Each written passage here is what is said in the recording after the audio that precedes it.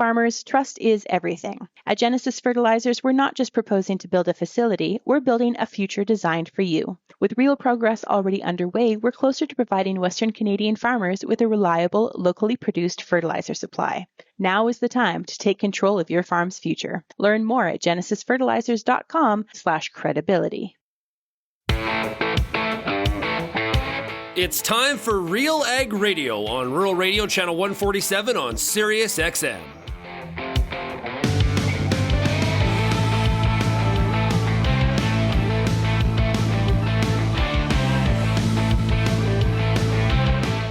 RealAg Radio and RealAgriculture.com is your home for insight and analysis of the issues that are impacting your farm business. Let's get real and get connected with RealAg Radio.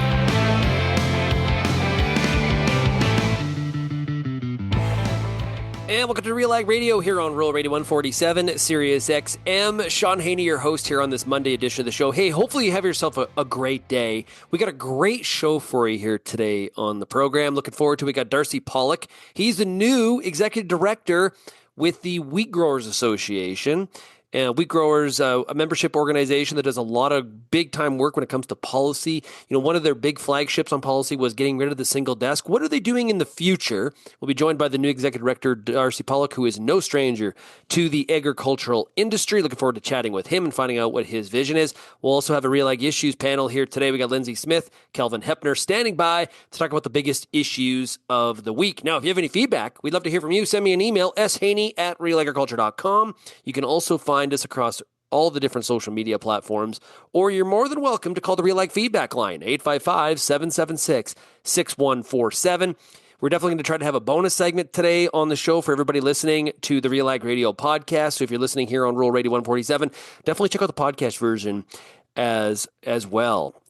Now, what I want to get to is yesterday I did a drive, and this is like and I've said this before, I think, to you, that I could have been a truck driver. I think I might actually, if this broadcasting thing doesn't work out, I may actually still do that.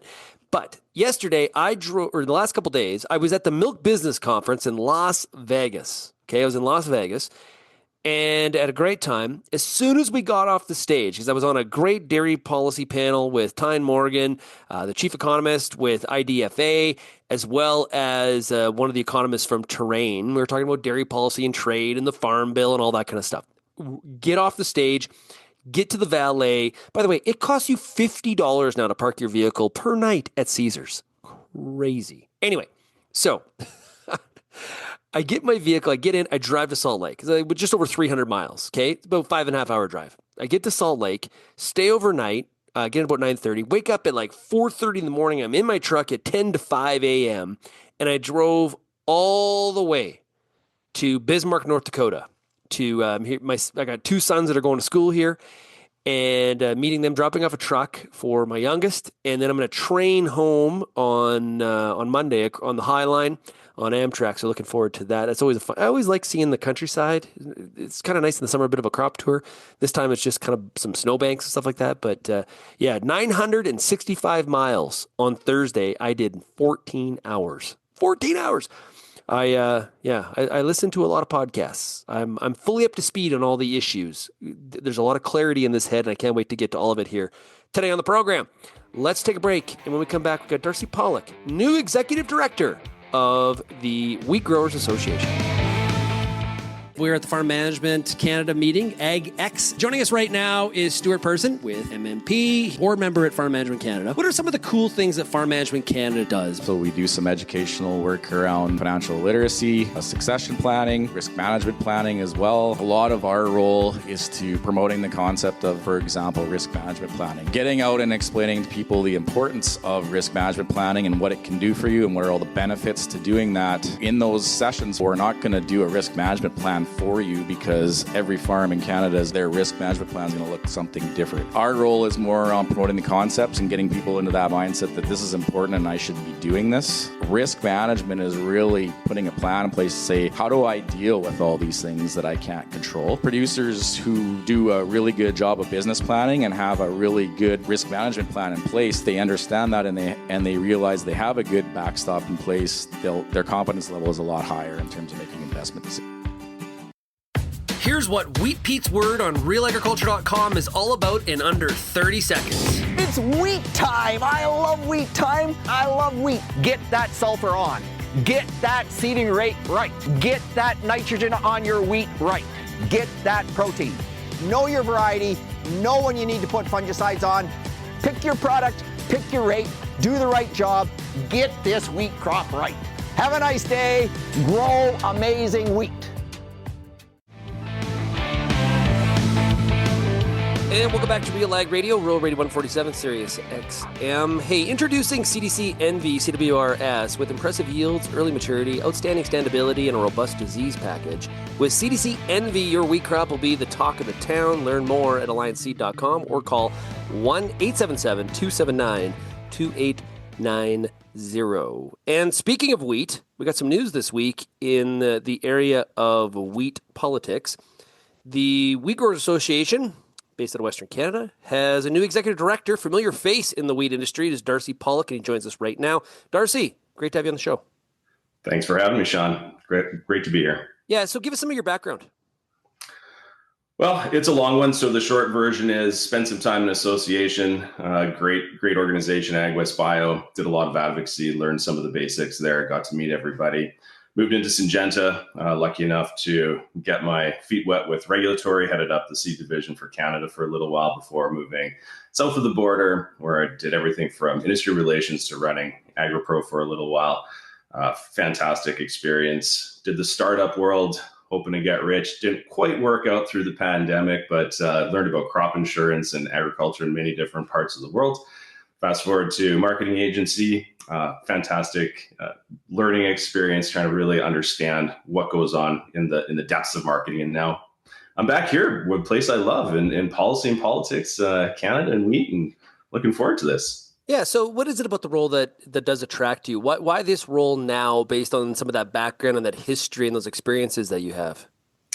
You know, I was lucky enough, I got to work with the wheat growers for many, many years. And one of the things that you can't take away from them or anybody really that dedicates their time to the industry and volunteering is passion. You know, you meet the wheat growers and the folks that sit on the board and they're out advocating, second to none, big heart, lots of passion. You know, these are the movers and shakers in the industry. So big attracting point.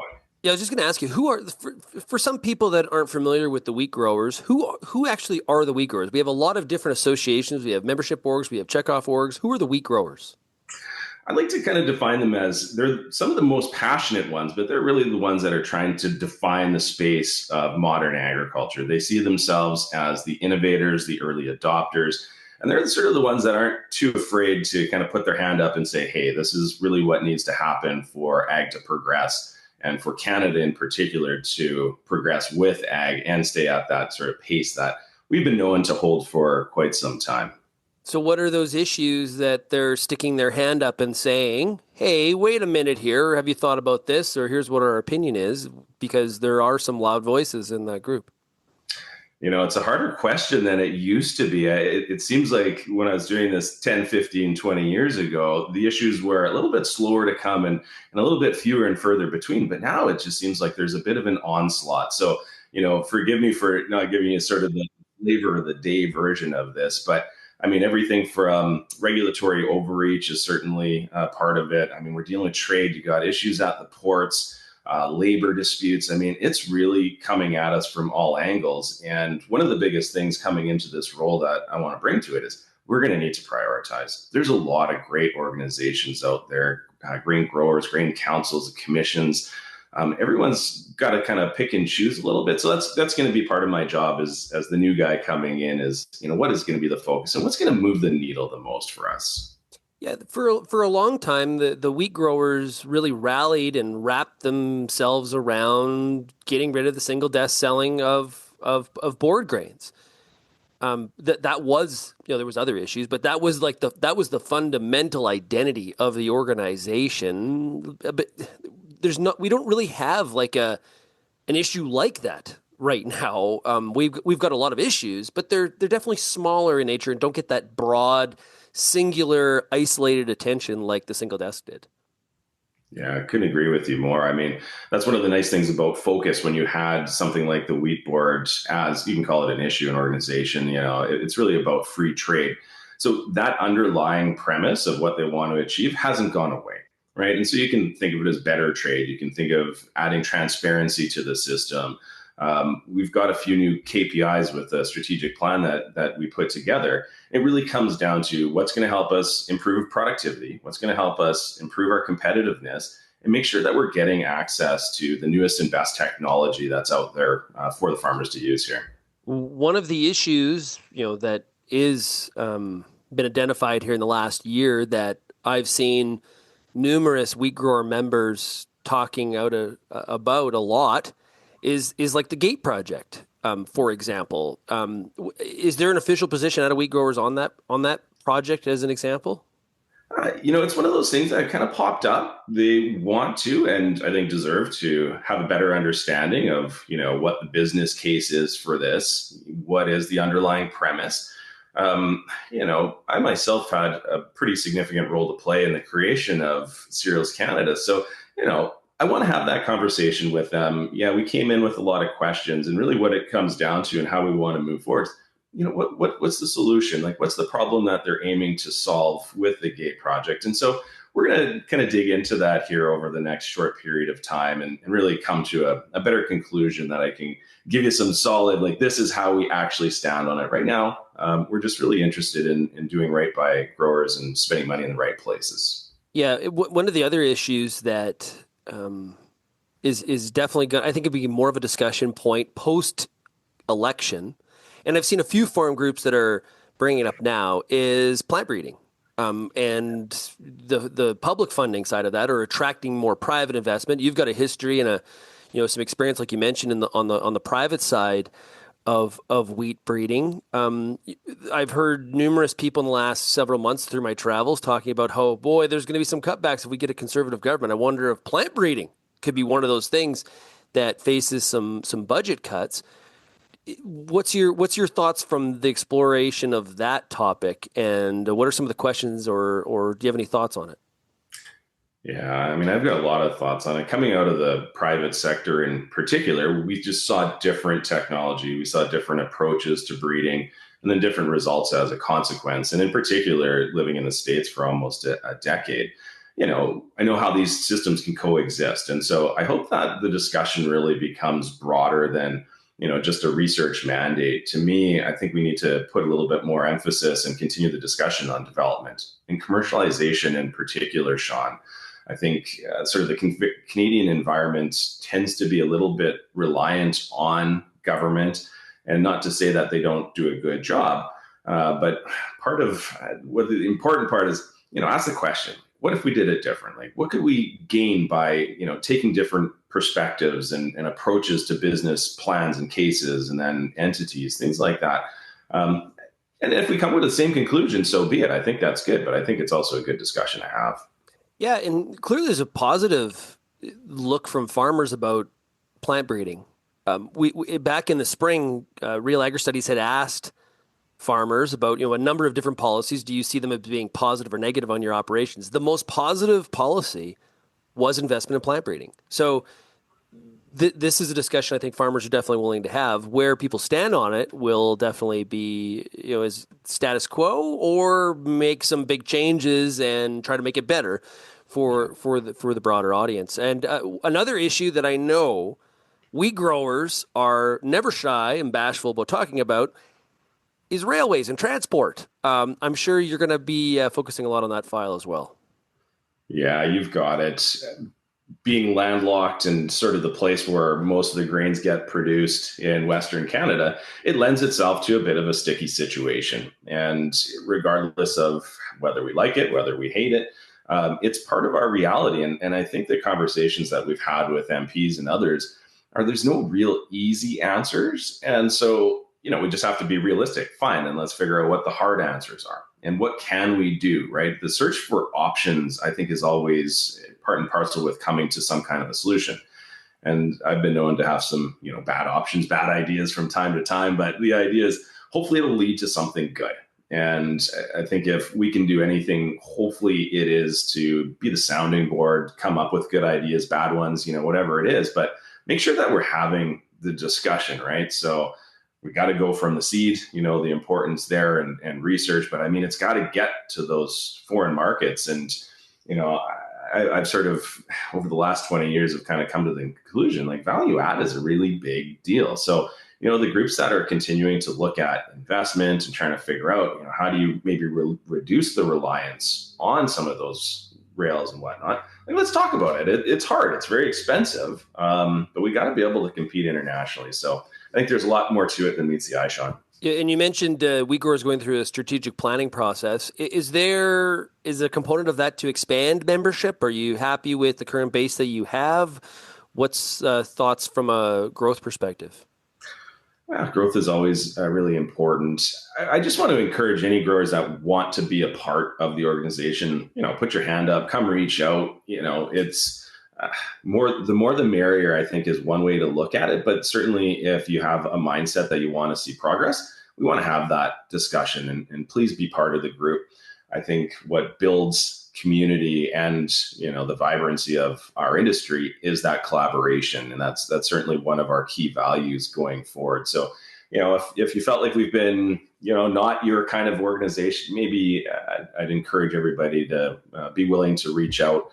I'm more than happy to have a conversation, sit down, maybe find something cold and wet in between and, really kind of dig into the issues and how we're approaching them. But the idea is, please, we do look at growth as an important thing. We want to represent the types of growers that are powering the ag economy.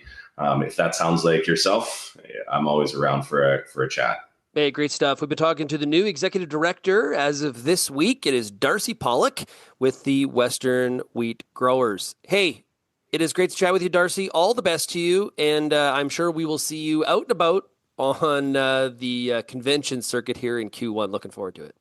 Yeah, thanks very much, Shaun. Thanks for having me, and thanks for all you do as well. It's important to have the voice of a very wide variety of folks out there, so really appreciate it. Appreciate it. I misspoke too. I said Western Wheat Growers Association. All right. Hey, we'll be right back on RealAg Radio here on Real Radio 147. We've got the RealAg Issues Panel. Lyndsey Smith, Kelvin Heppner standing by right after this. Lima Grain Cereal Seed brings you best-in-class performance for winter and spring wheat, including 12 national wheat yield contest winners in 2024. With the most extensive coaxium portfolio and over 15 top-performing varieties, Lima Grain delivers superior genetics to control grassy weeds when you need it, fall or spring. Boost your yield potential today. Visit limagraincerealseeds.com or call your LCS Regional Commercial Manager for more info. What's next doesn't happen by accident and doesn't happen by chance. What's next happens when experience meets expertise, when data meets dollars, and when steel meets earth. What's next happens when the promising work of Pioneer's state-of-the-art research centers meets the unsparing challenges of more than 17,000 on-farm trials. Our ultimate goal is to bring the next seed breakthrough to your field. Because Pioneer isn't just our name. It's our mission. Pioneer. What's next Happens here. I'm Lyndsey Smith from RealAgriculture.com. Join me Monday nights for The Agronomists, a 1-hour live and interactive show broadcast across YouTube, Facebook, and X. Monday nights at 8 p.m. Eastern, I host expert agronomists from all over the country to give you answers to some of the toughest agronomic questions. Join us live or catch the replay Tuesday morning. That's The Agronomists with me, Lyndsey Smith, Monday nights live at 8 p.m. Eastern. Let's get going with the RealAg Issues Panel here on this Friday. Lyndsey Smith's coming out of Ottawa, Ontario. Lyndsey, how are we doing? I'm doing so well. I'm very excited for today's show. Are you? What makes you excited? Yeah. It's Friday the 13th, which is super fun. Oh my goodness, it is too. I never even realized that. So we're going to talk, the whole show is just going to be about the silliest superstitions we have. It's great. You didn't know that, but now. Is that one of them? Is Friday the 13th. So I actually like Friday. My son was born on a Friday the 13th, so that has sort of changed my perspective. Okay. But I would definitely say, like, in my younger years, I was a little bit like, oh, I think we're supposed to be, like, blaming all our bad things that happen on Friday the 13th. But I don't think that anymore. Wait, and you go back and watch some of those movies. That's where we're going. As Friday So 13th good. Movies. So good. Oh yeah, I'm not sure they hold up anymore. Like No, we they were, do not. we I were don't. scared of this. Really interesting. Yeah, you're like, okay. Yeah, some of Anyway. my daughter loves horror movies. She I can't do it them is anymore. weird. Some of the new ones, those are terrifying. Terrifying. Yeah. Terrifying. No thanks. Yes. Also joining us out of a very frigid Altona, Manitoba, it is Kelvin Heppner. Hey, Kelvin, how are we doing? Doing well here, staying warm. Yeah, we've been in a deep freeze here the last couple of days, but it's supposed to kind of break here as we speak this afternoon. Yeah, I'm just below you, Bismarck, North Dakota, and it's chilly here as well. Not as cold as Altona, but the brisk wind. It is cold, and for somebody that forgot their winter coat in warmer areas, ill-advised. North Dakota in December, who would have thought? Could be cold. Who would? Yeah. It's a surprise. I intended to bring my winter coat. I forgot. It was Right. Well, and when you Anyway. go from Vegas to Bismarck, okay. Yeah. You can be forgiven, I guess. Yeah, I should have put a GoPro on the front of the vehicle yesterday Should've. to capture all of the sights that I saw traveling through Utah and Wyoming and South and North Dakota. I like how I texted you guys and said, hey, I'm in South Dakota. You're like, you're in the wrong Dakota. Right. Keep going. Yeah, keep Just going. Keep going. Wrong Dakota. Yeah. Keep going. There's another one. Farmers, trust is everything. Genesis Fertilizers is making real progress toward providing reliable, locally produced fertilizer. Join the ownership group and protect your bottom line. Learn more at genesisfertilizers.com/credibility.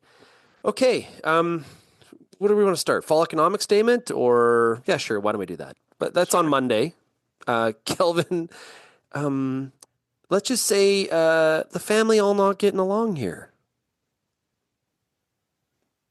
Yeah, some signs of dissent between the Prime Minister and his Deputy Prime Minister, the Finance Minister, Chrystia Freeland, as it sounds like she was not in favor of this GST holiday and tax check thing that we're going to, apparently it hasn't been passed yet, but apparently Canadians are supposed to be getting these checks in the new year. And so adding to the deficit. Whenever Canada Post ends their Whenever strike. Canada, yeah. We'll talk about that That too. next. Yeah.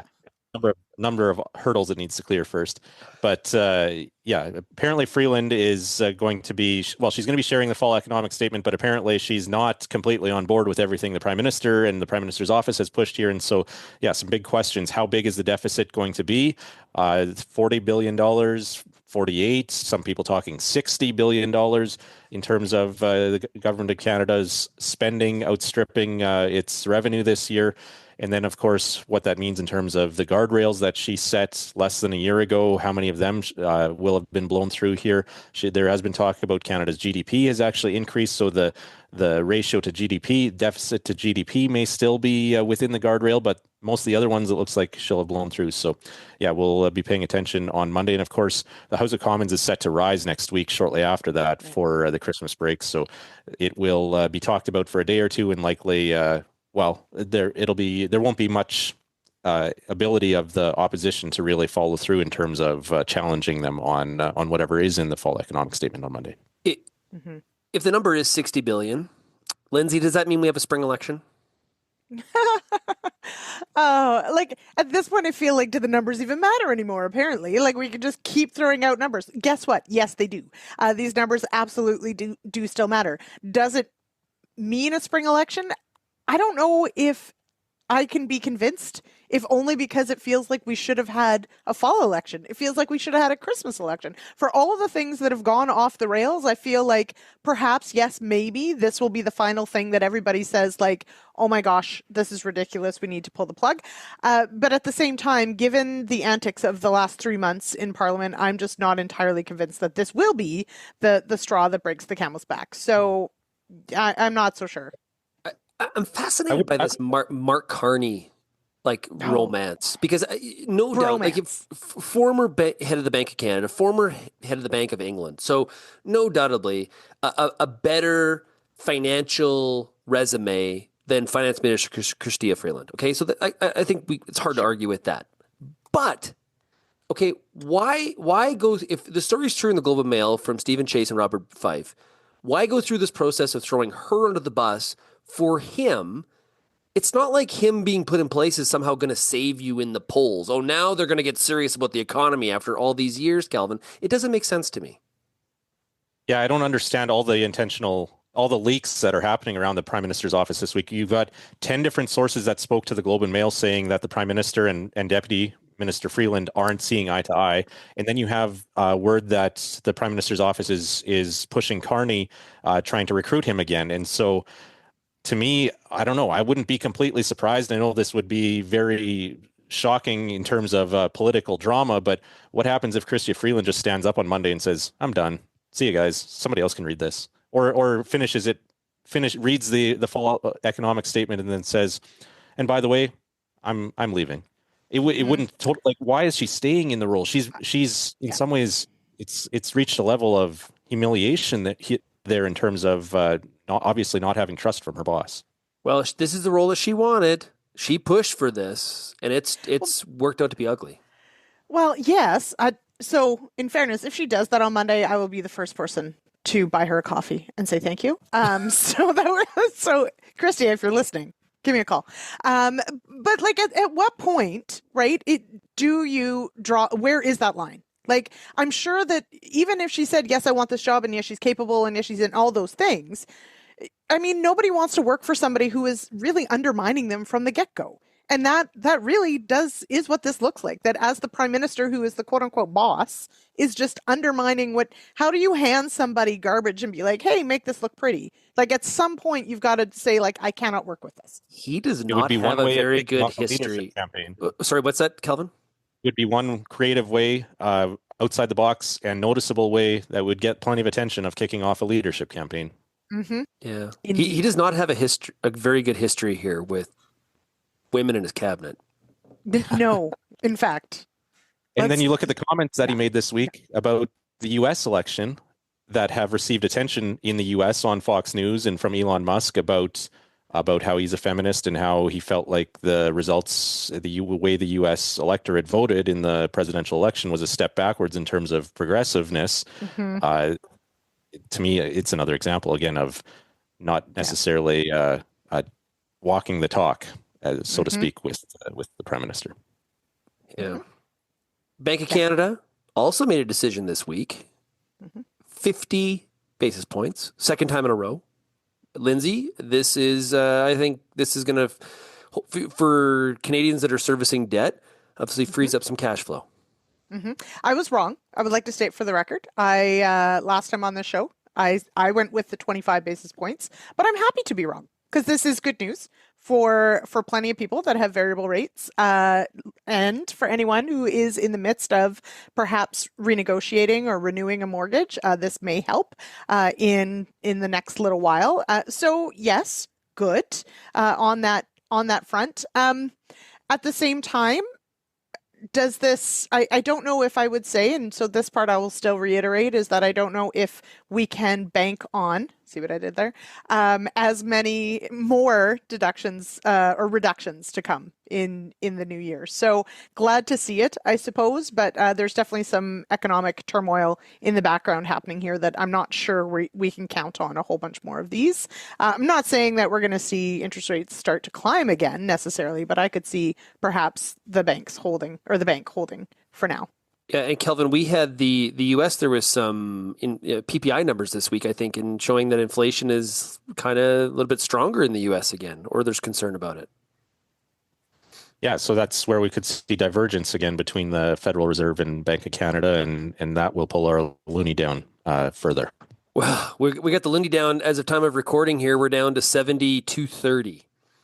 So we are working our way to being having a 6 handle in front of the Canadian to U.S. dollar, which is good from an export perspective, especially if the commodities are priced in U.S. dollars. Not so good if you're purchasing U.S. goods.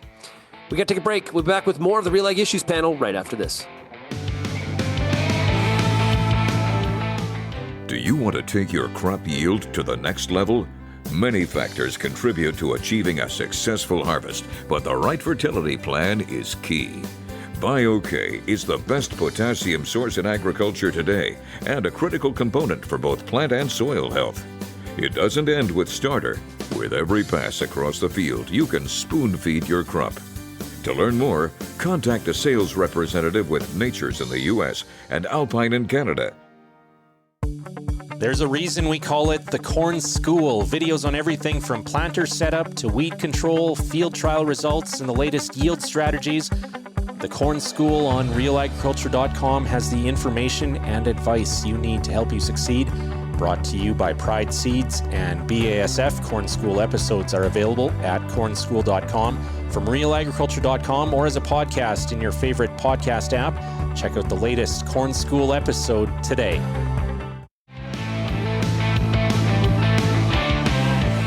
I mentioned at the beginning of the show, huge drive yesterday. That's almost 1,000 miles in one day. I think that's a record for me. And if this broadcasting thing doesn't work out, I am going to go into trucking. I think there's a future for me. Kelvin, what's the furthest you've driven in one day?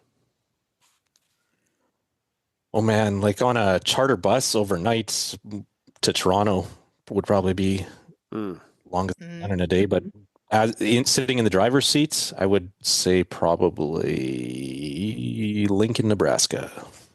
Ooh, from southern Manitoba. That's a good drive. That's a good haul. Wow, I'm impressed by that. That's a lot of Friend's Slurpees wedding. along the way. Oh, a wedding. Okay, cool. Lyndsey, how about you? You're living in Eastern Canada, so what? You drove 2 hours? Yeah, exactly. I had to pack a lunch to get to Guelph. It's 5 hours away. No, I'm from Western Canada, and so actually, in my early 20s, I was in BC. I was working at a ranch out there, and when it was time to go home, I had driven till I couldn't drive anymore. I was in the mountains. I pulled over. I went to sleep. I woke up, and I was still in BC. And I woke up. I got in my car, and I kept driving till I got home. So I drove. I saw the BC, Alberta border, the Saskatchewan border, and into Winnipeg all in one go by myself. That's pretty good. Yep, it was pretty good. In my green Blazer named Jersey. So there you go. Named Jersey, not brown Blazer. Because it was new to me, so it was New Jersey. So that's okay. That's how my brain works, everybody. So you're welcome. There to you go. Madhouse. Yeah. Hey, we had an executive change at Protein Industries Canada. Former CEO Bill Gruel is now the Deputy Minister of Agriculture in Saskatchewan, and there was an announcement yesterday. We've got a new CEO at Protein Industries Canada. Who is it, Lyndsey? It is Rob Hunter. So, and that's a familiar name. It is a familiar name. So for anyone who's been in agriculture a little while, you probably will recognize the name and likely his face. So former positions with Maple Leaf Foods, the Canola Council of Canada, and CropLife International. He has worked and lived and worked in Asia, Europe, North America, in the States as well. And so, yeah, a familiar name, filling in for another familiar name. Of course, Bill Gruel was on the show many, many times. So looking forward to speaking with Mr. Hunter in his new role. So it's pretty exciting news, I guess. I know that on LinkedIn, he was pretty excited to be coming home. He mentioned that coming back to Canada and coming back to Western Canadian agriculture. So, yeah. Because he's been living in Washington, D.C., correct? Yes, I believe so. Yeah, he's been stateside for quite some time. So, yeah, so good news and definitely a familiar name and face for many. Curious the future, though, the superclusters, when we have a government change and a renewal of funding. I think there's a lot of concern in that space. So we'll have to see what the future of PIC actually looks like longer term. But something to watch out for. That's I don't know if they'll be mentioned in the fall economic statement, but that's the kind of thing that is in a budget announcement or was originally originated in budget announcements years ago. Those superclusters. So going back to the fall economic statement, Shaun, we didn't touch on some things that we should maybe be looking for in terms of agriculture specific. Oh yeah, I got caught up in the soap opera, the drama. Sorry. Yeah. I'm just going to just quickly mention there's talk of potentially some new biofuel programming or policy change, renewable fuel stuff in this fall economic statement on Monday. We also know that Cereals Canada is pushing hard for federal funding for the GATE, the Agriculture Technology Exchange, to be based in Winnipeg. That new infrastructure building to be built downtown Winnipeg. So that's something to keep an eye on. And also the capital gains legislation, the changes that took effect last summer. Back in June.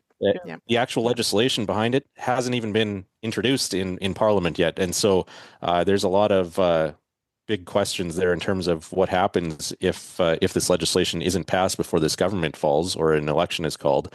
And so what happens to that, all those decisions and refunds that would be required if these capital gains changes, the inclusion rate increase that CRA, Canada Revenue Agency, implemented and is acting as if it's in effect since going back to June, if that legislation behind it doesn't actually get through Parliament. Yeah, so we could see an update potentially on Monday, I guess. And what happens here?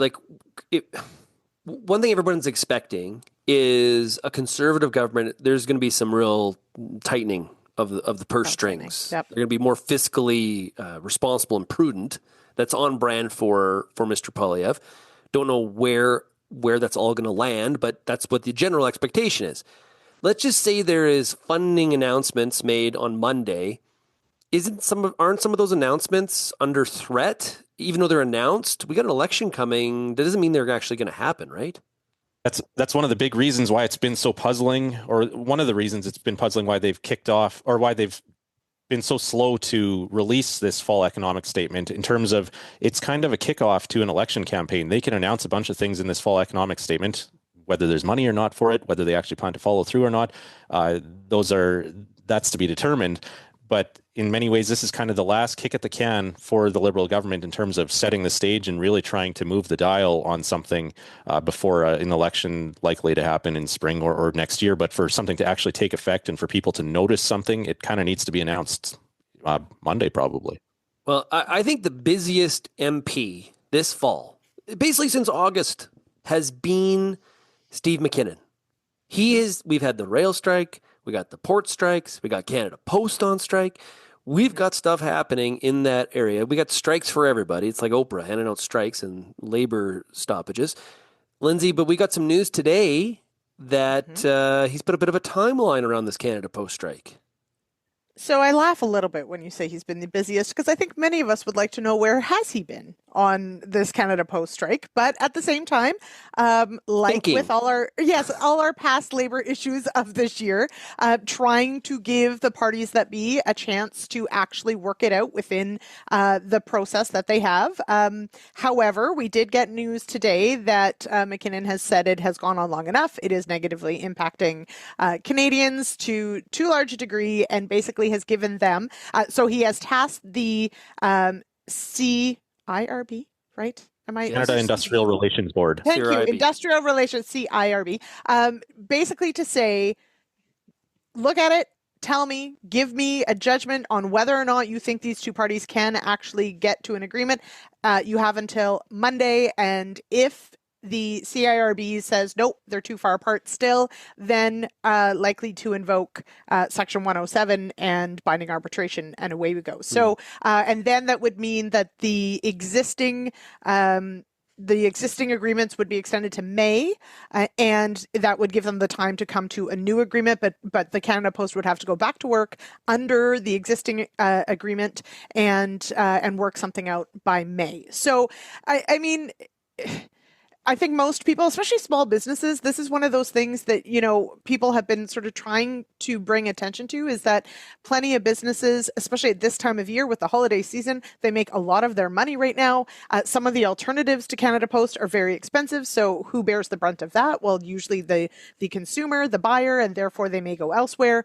We've also seen our other package handlers being overwhelmed with trying to share the load of where Canada Post would be playing in. And frankly, there's a whole bunch of people, farmers included, who have checks stuck in the mail. So it's very difficult to be paying bills if you've got checks either on their way to you, or checks that, would have been sent out or perhaps sitting there. So we've created this just an absolute mess to the way things go. And honestly, I think for most people, the last holdouts to having any form of electronic delivery and or payment are pretty much going to have this solved by the time Canada Post goes back to work. I really think that Canada Post has just shot themselves in the foot on this one. Also on the strike front, we've got a port workers, longshoremen issue in the U.S. that it will be, I think the deadline is in the end of January. And we had some comments from President-elect Trump here this week, Kelvin, really siding. It shows you where conservative, right-leaning parties are now when it comes to unions. They've grasped that voter because he had some strong comments about pushing back against automation. Yeah, President-elect Trump on Truth Social yesterday, after meeting with the charismatic leader of that longshoremen's union in the U.S., basically saying he's opposed to automation and that companies should be hiring more American workers to do the work instead of automating. Which I don't know. Maybe I'm assuming that Elon didn't have a chance to proofread. Or President-elect Trump didn't run that post past Elon before sending that, because that's certainly some conflicting information there, and that's I don't know. That's kind of a contradiction that will definitely be something the president is going to have to deal with during his term. Well, also, I'm sure that when he's building a new tower building, new beautiful complex, a hotel somewhere in the world, he's using construction companies that don't use automation, don't use technology. I'm unionized workers. Yeah. Exactly. I would doubt that exists. It's an interesting dynamic. But hey, we haven't heard the words from Poilievre, but the Canadian Conservative Party is not that far out of line with trying to get closer to unions. It's the that's right. Polls, right? Yeah.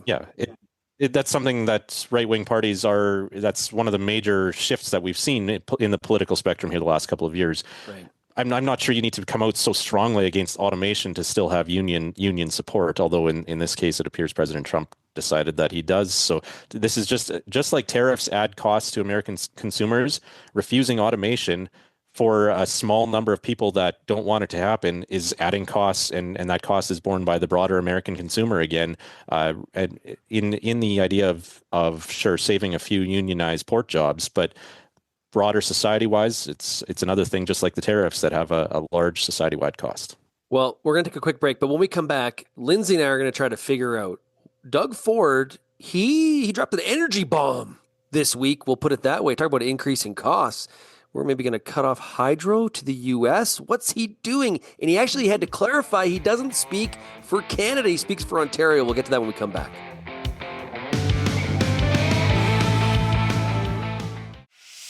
This is your last call to save big on DeKalb canola. How big?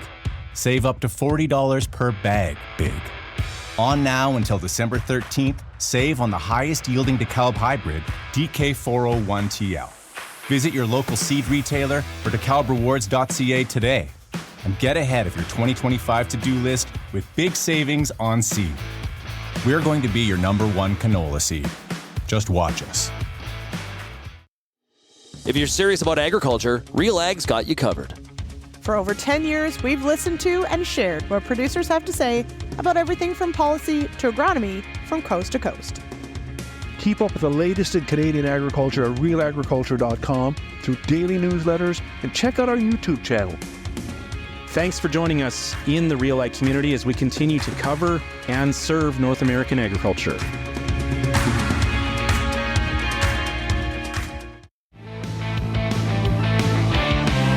During the commercial break, Lyndsey and I were having a discussion about who was more sensitive, her or me. It's definitely her. Yeah, 100%. Oh, yeah. Shaun Haney, Kelvin Heppner, Lyndsey Smith, all of Real Agriculture, talking about the biggest issues of the week. We need to talk about, before we get on to what is Doug Ford up to, I got to tell you about Excite, because they're up to a lot of great stuff. Excite your crops with inputs from Excite Bio. Access nitrogen and phosphorus with Excite Bio's lineup of inoculants and ag biologicals. Since 2010, they've been helping farmers harness the power of the soil. Learn more by going to their website, excitebio.ca. That's XITEBIO.ca. Okay, Lyndsey, your premier, Mr. Ford. Mm-hmm. I think he upset the other premiers. I'm going to just hazard a guess. It was Daniel Smith, the premier of Alberta. But he basically said that Ontario was going to cut off hydro to the U.S., like no more hydro. And that went over like a lead balloon in Canadian circles, never mind the U.S. Well, and this is part of the issue, right, is that when we look at how all these pieces are going to fall into place over the next couple weeks before the Trump administration takes over again, and what's going to happen after. We've had the threat of tariffs. We've had our response with Trudeau going down to Mar-a-Lago.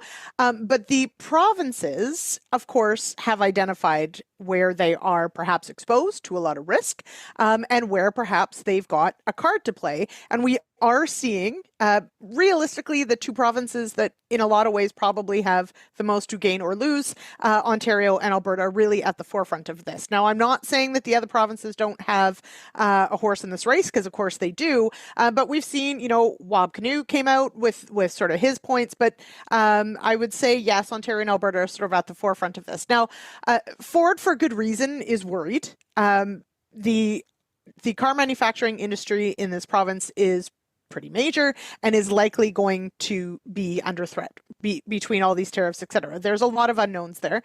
And so, yeah, instead of, the Alberta way, Danielle Smith has decided that, she's putting all this money into the border and she's doing what Trump has sort of laid out to say that here's where I need to see improvement. She's agreed and says, here's what we're doing. Ford's gone the other way and said, how dare you, I'm going to cut off your power. To which I would like to point out, I'm pretty sure there's still natural gas that comes through the States that gets to Southern Ontario. So maybe before he starts cutting off power, he should think about that one. What is that, Line 5? That, remember, Governor Whitmer, remember when she was going to cut it off to Canada and how we flipped out? What are we doing? Yeah. We were very unhappy, and for good reason. So this is sort of just the same thing turned around. I would have to say, I think that up until now, most of us have been like, Ford speaks Trump's language, etc. I don't know. On this one, I sort of feel like maybe he's overstepped, and Danielle Smith has, I think, pointed that out. Go ahead, Kelvin. I have a counterpoint. I think he's doing something very Trumpy here. He's going out all guns ablazing with a strong position that has no nuance, no detail. We're going to cut off power to Michigan, New York States, parts of Wisconsin. We're going to cut off power, and to me, it's the same tactic that we see from the president-elect when it comes to going out with something extreme and usually, almost always, walking it back into something much more reasonable. But to me, that seems to be it's the same reason. Why are we talking about export taxes on so many different things here in Canada instead of actually way before we get to export taxes on oil or potash or uranium from Saskatchewan that Scott Moe is really upset about this discussion being had, and it's looking like it's coming out of the Prime Minister's office. Why are we talking about this? I think it's an extreme position that Canada's taking. We're not going to do that. We're going to first, or it'll be a last resort like we talked about last week. Before we do that, we're going to retaliate with tariffs on things we import, things we buy from the U.S. before we put taxes on things we sell to the U.S. or try to restrict it. But I think this is a Trump tactic. We're playing out of Trump's playbook here, or trying to use his playbook against him when it comes to taking this strong, extreme stance that Doug Ford is doing. So I don't know. To me, this is. Yeah, but does that get to the conclusion we're looking for? It mimics Trump's tactics, but does it actually close the gap? Because I heard former Ambassador Greg Dowd. He was at a Montana stock growers meeting. I think it was last week, and he was talking to Lane and Nordland, and does a great job reporting on issues in Montana. And he said he felt that Prime Minister Trudeau did a much better tact going to Mar-a-Lago, having the conversation, and that was a much better strategy than the president of Mexico, Sheinbaum. She was just throwing out a bunch of veiled threats, and we're going to retaliate. He felt that Canada had a much more better strategy. So he was in the tent. Yeah. Well, and I do wonder from Ford's perspective, the tactic, maybe you have to be able to back it up. Like where Trump has the advantage, of course, is that the U.S. is a gigantic economic superpower. So you can make a whole bunch of bold threats because you've actually got a lot of leverage. And unfortunately, yes, I get that, there are states that do depend on Canadian power, but at the same time, on the grand scheme of things, there are other things the U.S. could just retaliate again with. And then it just becomes like in a tit for tat, we don't win. Well, let's put it that way. And I think some of the people that are, in Danielle Smith's defense on this border patrol, people are getting lost in the nuance of it. There probably is not a more lame, boring assignment than being on that border patrol, sitting there looking at the deer crossing the border. They're very pretty deer. Pretty much, that'd be the most exciting part of the day most days, would be the deer. Likely. Exactly. But what does it do? It actually shows movement, and it's a showcase of trying to solve an identified problem, the significance of the problem, we can have that debate. if you look at the Canadian numbers of like 10,000 and change people last year, but it doesn't matter. Though. There's a perception. And so this is like, hey, let's take action. Is it a waste of money? Probably. But is that money better spent doing that than the consequences of having a 25% tariff on oil coming out of Alberta? I think so. Right? There was word out of Washington, D.C. this week, speculation, or I guess maybe inform people talking about the fact that the U.S. may have exemptions on commodities coming out of a country like Canada. So potash, energy, oil and gas, those kinds of products, as opposed to manufactured goods. This is where Southwestern Ontario, I've been telling audiences this in my speeches, is the car sector in Ontario here is much more susceptible to these policies than potash is, or other energy products, because you can't move a potash mine.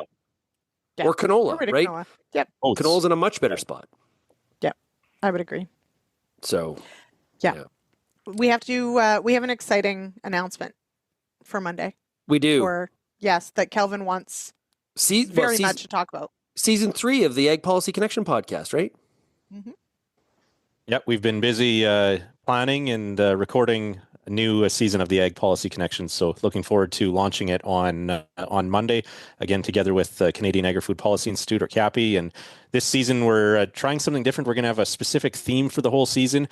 But I'm learning that this theme ties into almost everything we talk about in agriculture, and that is the future of land and how land gets used. So whether it's farmland, whether it's conservation land, land used for conservation purposes, there's many different ways that land provides value. And of course, there's immense pressure across North America to change how land is used, with pressure from residential and industrial development. Of course, food security is always part of this conversation, but biodiversity, carbon, recreation is an important use of land that I think those of us who live in rural areas and enjoy living on the land kind of thing don't maybe always appreciate some of those maybe softer ways of valuing land that people who live in urban areas enjoy land when they leave the city. So or we appreciate them and maybe don't always put a value on them. But looking forward to diving into all things land and the future of farmland on the Ag Policy Connection starting Monday. You know where we have lots of room for development? Where's that? Wyoming. Drove through it. There's 6 people per square foot. I was there a number of times as a kid. Per square mile, you mean? Or per square mile. No, per square 6 people per square foot is India. 6 people per square mile is in Wyoming. And let me tell you, beautiful scenery. There's some beautiful, I did the drive I did, but I'll tell you, we've got room for development in Wyoming. So if you're looking, doesn't mean it's for people though. Yeah, we can go up with cities. There you go. Up True. On land People that's not productive. Parts of Wyoming has productive land, and certainly lots of other benefits too in terms of habitat and that type of thing. Yeah, that's fair enough. But people don't like to build up; they want to build out, and that's right. They want to have their in the best farming areas usually. A little incentive for people that listen to the RealAg Radio podcast. I'm going to make these two hang around, and we're going to talk very briefly about what I found out about U.S. dairy policy relative to what the U.S. could be looking for in the next renegotiation of the USMCA. We're going to talk about that in the bonus segment that you only hear on the RealAg Radio podcast. If you have any feedback, send me an email, shaney@realagriculture.com, or you can also call the RealAg feedback line, 855-776-6147. Lyndsey, have yourself a great weekend. You as well. Kelvin, all the best. Thank you. Take care, all. For all you that are listening to the podcast, stay tuned. And if you're listening on Real Radio, make sure you download the podcast so you can hear some of the bonus segments we do on Fridays. Thanks, everybody, for getting real and getting connected with RealAg Radio, and we'll chat again next week. Cheers, everybody.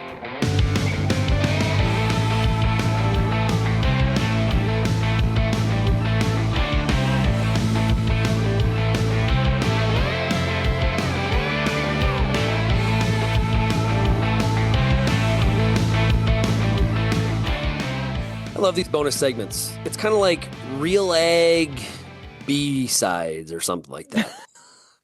And if you're under a certain age, you don't know what that means. You don't even know what it means. Ice Cube did an album. It was like just B-sides. Yeah. Remixes and neat. I miss cassettes. Everyone's into these records. They're way too expensive. Records are expensive. I can't wait till the craze where it becomes trendy to have cassettes again. You know what I loved about cassettes? You could record stuff off the radio with just hitting the buttons on your like mixtapes. Making mixtapes. Come on.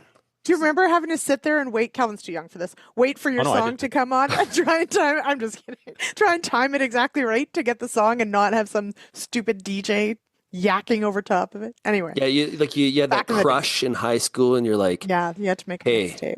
I made you a mixtape. It's all love songs by I did that to Jam. Trish. I gave her a mixtape. I believe that you did, and she probably still has it. And she's still around. The mixtape had to be very good because she's still here. It worked, so obviously it was great. Anyway, Kelvin. I pulled the trick of giving my father-in-law to be a burnt CD, and we still listen to it on the boat in summer. But oh my gosh, wow, that was maybe one of the keys to the puzzle. Yeah, was it off like LimeWire? So you actually broke the law to get it. Sealed the deal. Yeah. Okay, I guess Probably this kid's okay. It was Yeah. probably an illegal download. That's fine. Yeah. Anyway. You gave your father-in-law to be illegal property. That's Yeah. And yet they still got married. So clearly. It's like a friend of mine yesterday. I'm on this long drive and he sends me a meme that I shall not share with anyone, that he says, by looking at this, you've now disqualified yourself from ever running for political office, which I said, meme is really not that funny, but thank you. But thank you. And now I can't. Yeah, but now I can't. Yeah. Okay. So this we talked about this on the show. This week I'm in Vegas, and someone had joked with me, hey, you're behind enemy lines. And that's kind of an interesting way to look at it. But maybe for the dairy sector, that is true. I was at the Milk Business Conference. It was a great conference that Farm Journal puts on. It was very nice of them to invite me to be on the dairy policy panel. Of course, trade came up. And I've come to the conclusion, after talking to people at that meeting and from just conversations the past couple of weeks, I think it's going to be interesting on dairy. When we do have this trade deal renegotiation or review, I'm getting the sense the U.S. is not looking for more market access. Like, I think they're looking for follow our definition of what we agreed to last time. That I've heard this from multiple people now in the dairies. Like, I'm really getting that sense. What I said to the audience, this is where I want your reaction. What I said to the audience, if that's the ask, Canada just switches to your definition of how we allocate those TRQs and some of the other technicalities, take the deal and run. That was my opinion. But Kelvin, what do you think? Well, I think from the Canadian perspective, meeting the U.S. definitions of the previous agreement probably is giving up more market access. That's where I think right now, Canada and the U.S., the dairy industries don't agree on what they agreed to in 2018 in the original CUSMA USMCA deal. But yeah, like you said, that probably is a much better scenario than some of the tough talk we've heard of, like tearing apart Canada's supply managed system, that type of thing. A scenario where it's agreed, it's meeting what the U.S. Or that the U.S. doesn't want more market access from its perspective. That is a better scenario for the Canadian dairy industry and for proponents of supply management going forward. Lyndsey, what's your thoughts? So I'll go somewhat facetious, because that's what I do. But if only there had been like a third party that had like looked at it and been like, hey, actually, this is how it should be interpreted. Oh, wait, someone did. And we still were like, no, we handled it. So no, it was a split decision, though. There was 4 points. They agreed with the Americans on 3 and us on 1. Exactly. And we both said we won, which is not true, you guys. Yeah. And the way trade is working these days, we don't have a referee anymore. We don't.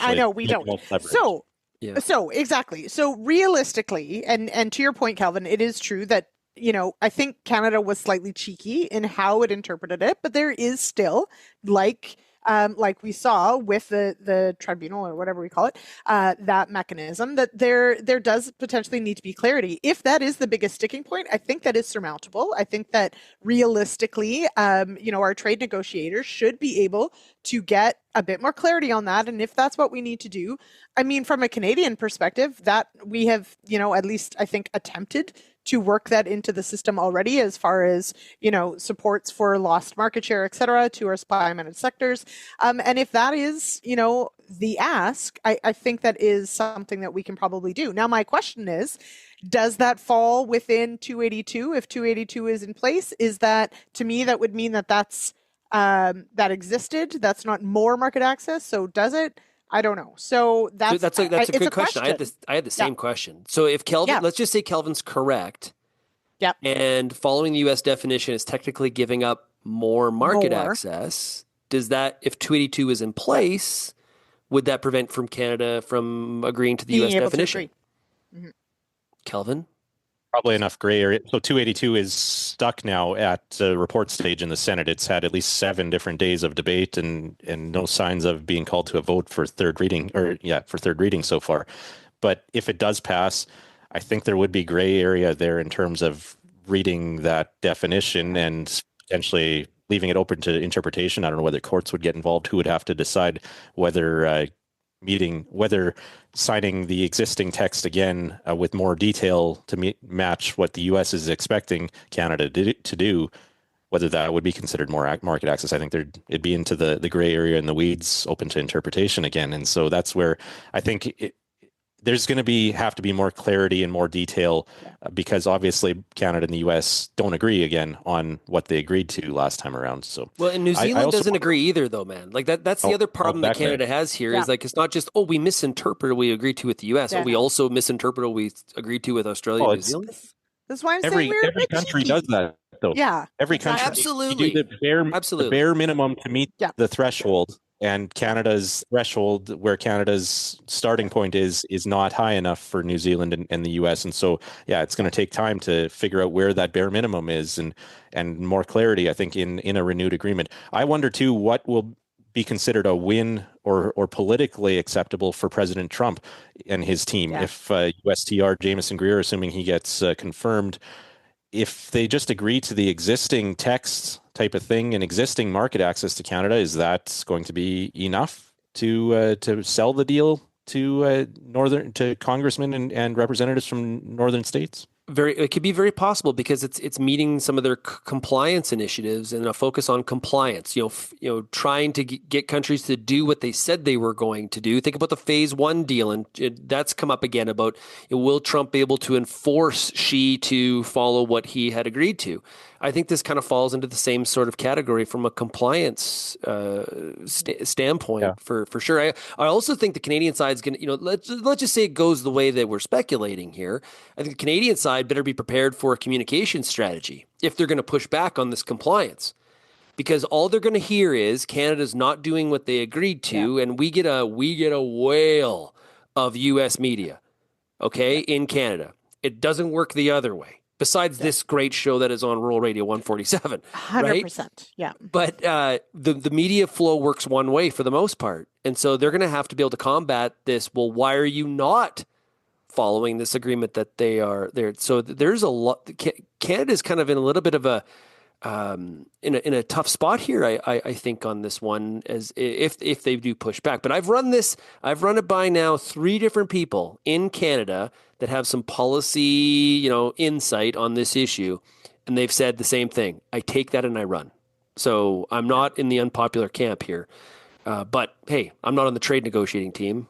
Mm-hmm. And you're not a dairy farmer. So I'm not a dairy farmer, right? Exactly. Yeah, exactly. Yeah, and we know how incredibly strong the supply managed sectors hold to their supply management, their 3 pillars, and it will still be difficult to come to an agreement. So even though from the outside we might say take it and run, I don't know if it is that easy for those who are going to be on the other end of it.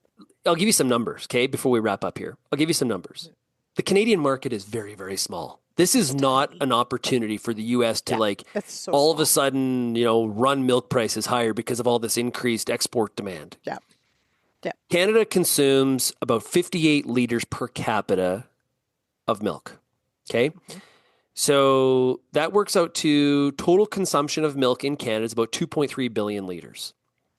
The state of South Dakota produces just over 2 billion. The state of Arizona, which I think of more of a dairy state, and it's not Wisconsin, but it's a dairy state. There's a lot of dairies in Arizona. it's like 2.1 billion. Mm-hmm. So there are 2 states that I just picked out of the blue that are, growing in dairy production, not exactly Wisconsin or, a Pennsylvania state like that.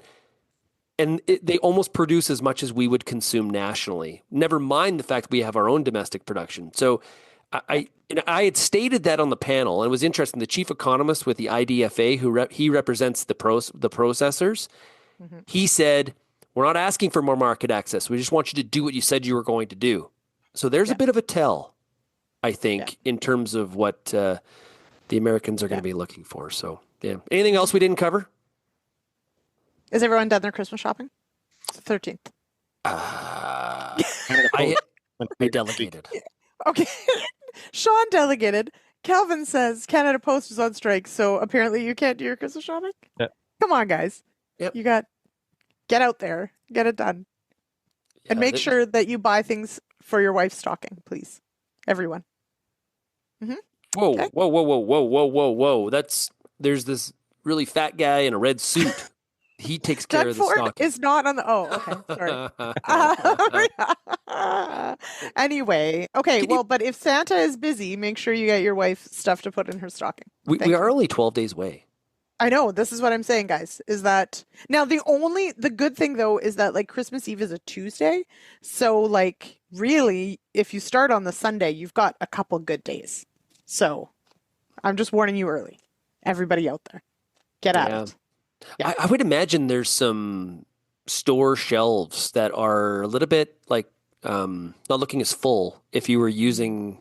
I guess maybe they wouldn't be using Canada Post though, right? That wouldn't. Well, be but everything is backed up though, because like as much as we can sometimes lament letter mail, etc. A huge portion of what Canada Post does, and the only thing that makes the money is package delivery. They make money on parcels. Right? That's they actually one of the areas where parcels. they make money. Yeah. So it is having an impact overall on the logistics of shipping things because they do a lot of parcels. That is not a simple system. If you've ever shipped a parcel through Canada Post, they go through the measurements and there's a calculation. It's just there's the weights. If you thought that figuring out your retailer rebate on crop protection products was hard, trying to figure out what they're charging you for that parcel is crazy. It's very complicated. We had a parcel delivered this week by I don't know which company it was, but they were driving a U-Haul truck. So to me, that shows the competitors have rapidly tried to scale up their service. So very quickly. Not going to help the prospects of Canada Post business in the long term either. If the competition is I mean, I'm in city limits, but I'm rural, and almost all the deliveries here come in minivans. It's people with their minivans, and they've taken the back seats out, and it's just full of parcels, and they just zip around like crazy. Most of them need winter tires. Are they dressed as Santa? They not currently, but I will let them know that is actually what they should be doing, and they'd probably get tips. So good point. Yeah. Next week I am going. I am in the office. You're home next week. I am. I have been on the road for quite the extended period of time.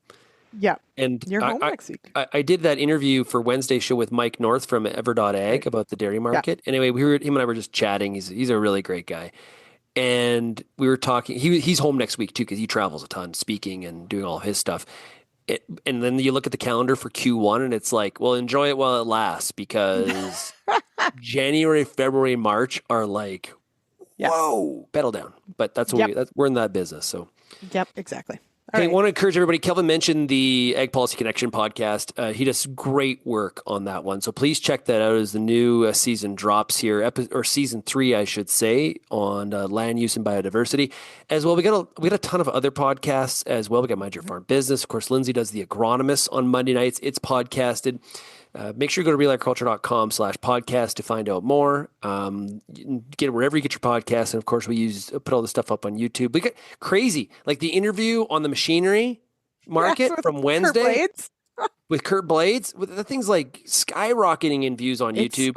It's crazy. Also, RealAg Shops, super popular. The latest episode, how many views is that one up to? Over 50,000 now.